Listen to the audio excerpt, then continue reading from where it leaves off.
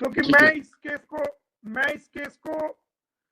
इस केस की जो बिल्कुल जहां से जड़ है वहां से चलाऊं और इसकी बिल्कुल बाल खाल निकाल के रहूंगा, क्योंकि इस मैटर के अंदर बहुत सारी जो ना खामियां की गई हैं और बहुत सारी इसमें कमियां की गई हैं, और जो कि कानूनी रूप से उनको पूरा नहीं किया गया, उन प्रक्रियाओं को, उन प्रोसीडिंग्स को पूरा नहीं किया गया है, वो किया जाना चाहिए था।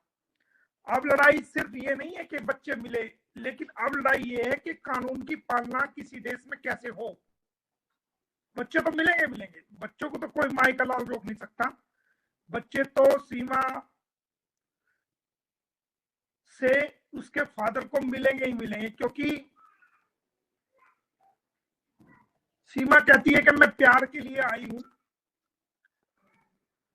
और प्यार के लिए मैंने अपना देश छोड़ा और मैं इलीगली तरीके से आई हूं। हम कहते हैं प्यार आपने किया है,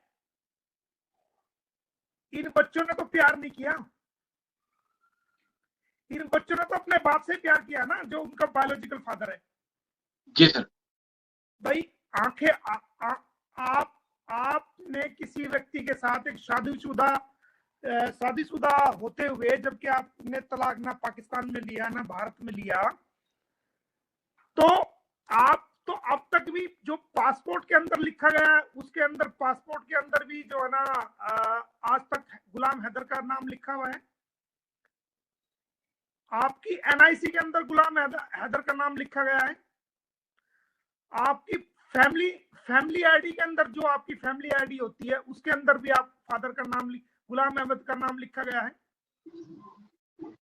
अगर आप कहती हैं कि मैंने प्यार किया, तो सबसे पहले आप अपनी जो आपकी पासपोर्ट था उसके अंदर आप गुलाम अहमद का नाम कटवाते और अपने फादर का नाम लिखवाते।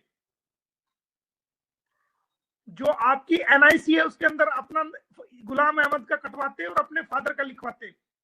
आप नाम तो सारा गुलाम हैदर का यूज कर रहे हो, पासपोर्ट में वाइफ ऑफ लिख रहे हो, एनआईसी में वाइफ ऑफ लिख रहे हो, आप जो फैमिली आईडी है उसके अंदर भी आप उसका नाम लिख रहे हो, बच्चों के जो पासपोर्ट है उसके अंदर भी फादर का नाम लिख रहे हो, जो आपने वीजा लिया वहां भी वाइफ ऑफ आप गुलाम हैदर लिख रहे हो, जो आप ट्रैवलिंग कर रहे हो उसके अंदर भी टिकट्स जो ले रहे हो, जो एयर टिकट्स ले रहे हो, सबके अंदर आप जो है ना गुलाम उसका नाम यूज कर रहे हो।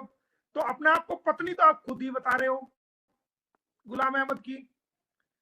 और इंडिया में आते ही जो ना आप प्यार कहते हो, जी मुझे प्यार हो गया। ठीक है, आपको प्यार हो गया, आप तलाक ले लेते, आप तलाक फाइल करते, तलाक हो जाता। आप चाहे प्यार करो, चाहे मोहब्बत करो, चाहे इकरार करो, चाहे इनकार करो, चाहे डांस करो, चाहे नाच करो, चाहे वीडियो बनाओ, चाहे जो मर्जी करो, वो आपका राइट है।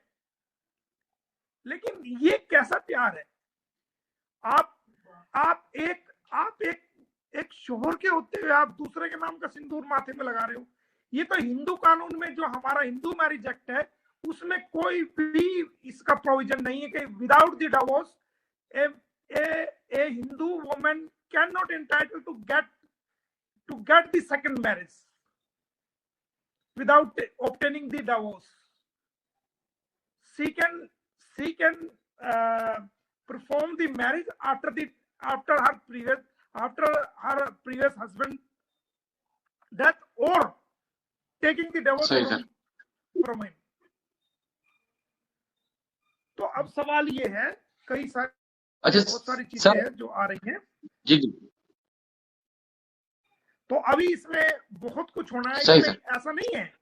अभी आप सोच रहे हो कि भाई खाली बच्चों को वकील, ये आपने मोमिन मलिक को हार किया है। मैं नाउजुबिल्लाह, मैं कोई बड़ा बोल नहीं कहता हूं, लेकिन ये मेरे रब का, लोगों की जो मैंने खिदमत की है, किसकी दुआएं मेरे साथ है, ये मेरे रब का, मेरे ऊपर, मेरे परमात्मा का, मेरे खुदा का, मेरे भगवान का, मेरे गॉड का, मेरे अल्लाह का, ये मेरे ऊपर करम है। और मैं उसी के करम से और किसी मजलूम की दुआओं से ही चल रहा हूं और उसी की दुआओं से चलता रहता हूं। ये मेरा कोई ईगो नहीं है कि मैं ईगो से कह रहा हूं। आपने मोमिन मलिक को हायर किया है, मोमिन मलिक एडवोकेट को आपने हायर किया है। ऐसा नहीं है कि मैं कोई ऐसा ही लायर हूं, उठा के जाऊंगा, जी आपने मुझे वकील कर लिया और मैं कस्टडी का केस फाइल कर दूंगा, जनाब तारीखें भुगतता रहूंगा। नो माय डियर, मैं तो या तो कोई केस पकड़ता नहीं हूं, किसी की हाँ नहीं करता हूं, अगर मैं केस पकड़ता हूं तो फिर बिगड़े से बिगड़े केस को सीधा करके रखता हूं। सर अभी इसमें आपसे अभी इसमें ऐसा नहीं है कि खाली बच्चों की कस्टडी का केस, अभी इसमें देखना कि क्या क्या इसके अंदर होगा। बिल्कुल सर, आपसे सर तवक्को भी ये है, लेकिन छोटे से कुछ और सवाल है। जी जी आवाज आ रही है? जी जी सर। मेरा मोमिन मलिक साहब से क्वेश्चन है कि सीमा हैदर अक्सर कहती रहती है कि बच्चे जो हैं वो गुलाम हैदर को पहचानेंगे नहीं, तो ये काइंडली बता दें कि बच्चों का कोई स्टेटमेंट किसी जगह पे कोई अहमियत रखता है? और सेकंडली ये एपी सिंह ये कहते नजर आते हैं कि mother is the best custodian, तो ये किस तरह से इस चीज को जस्टिफाई करते हैं? अब एपी सिंह साहब तो सीमा और हैदर के बीच में हमारे माननीय प्रधानमंत्री श्री नरेंद्र मोदी को भी ले आते हैं। एपी सिंह तो योगी जी को भी ले आते हैं। एपी सिंह तो हिंदू और मुसलमान भी कह देते हैं। एपी सिंह जो तो भगवान और कृष्ण और पता नहीं क्या क्या धार्मिक बातें ले आते हैं। मैं तो आपसे सिर्फ कानून की बात करता हूं।